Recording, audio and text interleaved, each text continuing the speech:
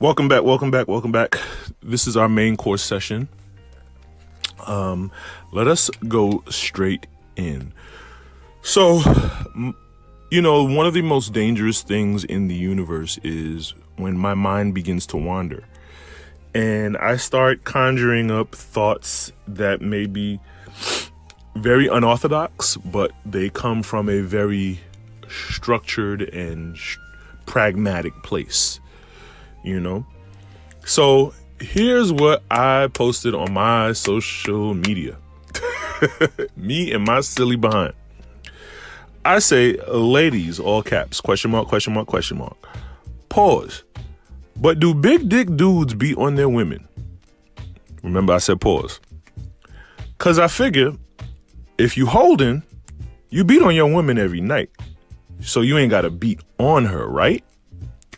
I didn't mean for that to rhyme, but so yeah. So I posed this question to the ladies, and it was in good fun because I'm like, because of course of what I said, like, if you slanging it, like, you should be pretty confident dude, like, you know what I'm saying, like that's typically like the lore of big dick dudes, that they're pretty confident and they have a swagger about them. You know what I'm saying? Because they know, they could turn the lights out in their bed. You know what I'm saying? Now, I mean, am I a big dick dude? That remains to be seen. I don't know. But that's what I hear. That's the scuttlebutt I hear at the water fountain. So like, why would a dude, who's well endowed and confident and swaggery, and swaggy, feel the need to impose his will upon a woman when he does that every night? You know what I mean? And the women, this is what I love about women. They give you such clarity. You need that feminine energy. You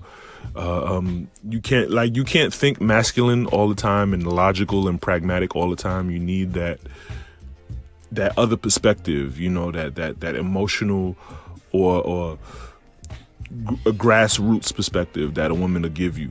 You know what I mean? The women were telling me, some of them were telling me, one of them told me that size is not a factor. Size is not a factor. Apparently there's other factors and other variables that play into a man becoming abusive. And so my preconceived notion was that, most domestic abuse is rooted in insecurity. Another key point that was made was that,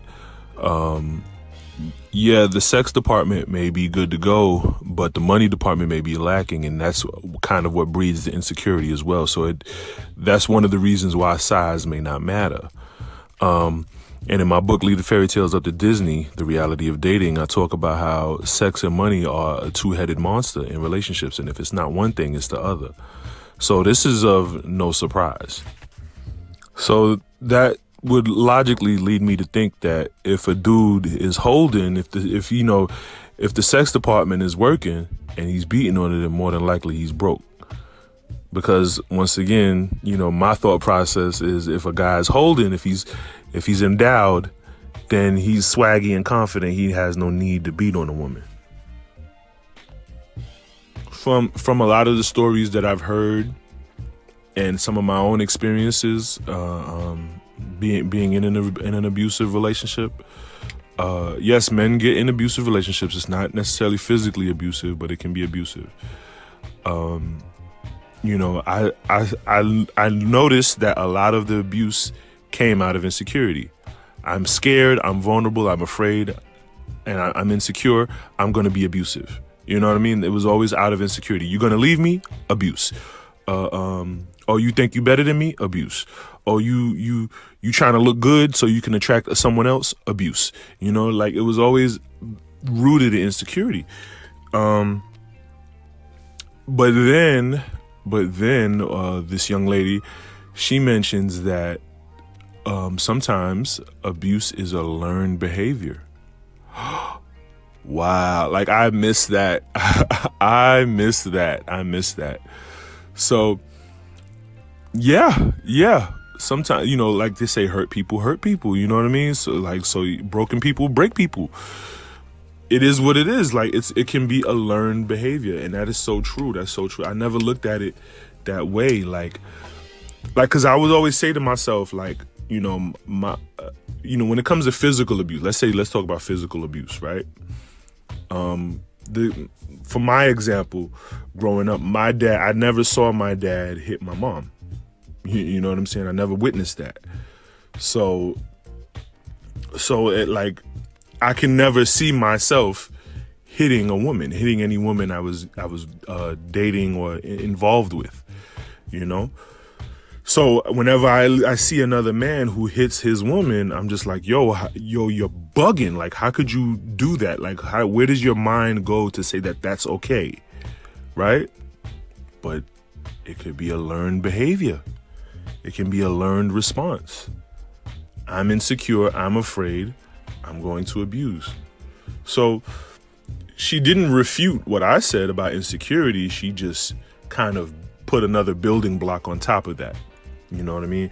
And that is very, very deep. I did a whole chapter on abuse in my book called Leave the Fairy Tales Up to Disney, The Reality of Dating. And and a lot of it, I pointed out that insecurity being the root of it all, and how to understand your role. Are you the abuser or are you the abused? And what's drawing you to this person? What's drawing the abused to the abuser?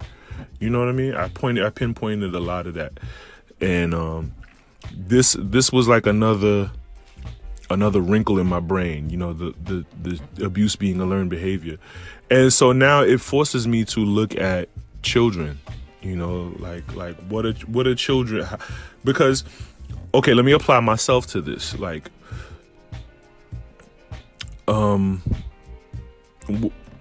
there may have been times where I may have been abusive. You know what I mean? To maybe my children, or to maybe a significant other, or maybe a family member. You know what I mean? Where did I learn that behavior?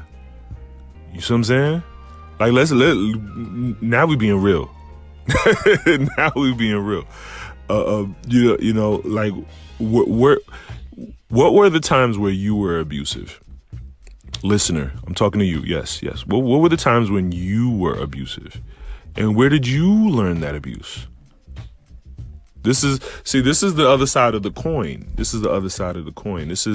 You ever watch those movies where, like, the movie makes the villain the hero, but in like a weird kind of way, like, you know what I'm saying? Where he's not really a hero, he's still a villain, but you kind of understand his story and why he's the way he is, right? You know what I'm saying? Like, this is where we going with this conversation. You know what I'm saying? Where did you learn your abusive behavior? Do you even realize that you're abusive? Because what you learn is all you know. So if you don't know anything different, you won't be able to identify. Ooh, did I do that? Yeah. So I wanted to just throw this out there to get people's brains jogging and get people thinking.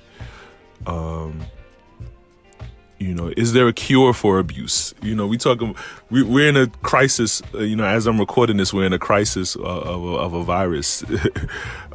Abuse is a virus. You know what I'm saying?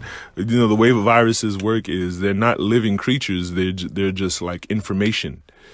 And once that information gets into your DNA, it corrupts your DNA to produce more bad information, more misinformation, and eventually killing the host, And that's what abuse does. If abuse is a learned behavior, that's information, and you were misinformed. And now that misinformation is now in your DNA, and it's corrupting your DNA to produce more misinformation. It's corrupting your life and the people around you, and it's making them hate you. you know what I mean, and turning you into a monster, and you don't even realize it, or you don't even care, probably, you know what I mean? So this talk is ironically for the abusers out there, if you're listening, if you care to listen, you know. Where did you learn your behavior? All right. So continue to invest in the brand, and that concludes our show. And yeah, and we'd like to thank you for tuning in. All right, there you go.